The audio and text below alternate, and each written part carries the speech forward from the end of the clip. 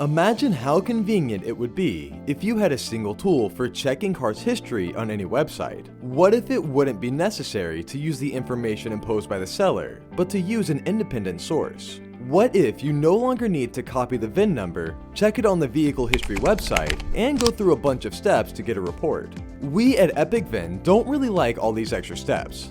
That's why we figured out how to simplify this process. EpicVIN Car Research Tool is an easy-to-install extension that helps to solve these problems.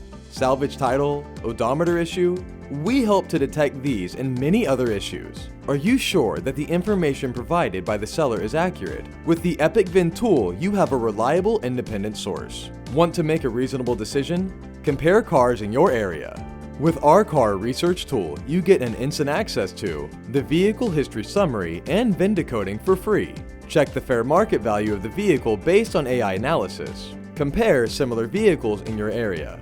Find out about the number of owners. EpicVIN Car Research will give you comprehensive information about fuel economy information, estimated 5-year cost to own.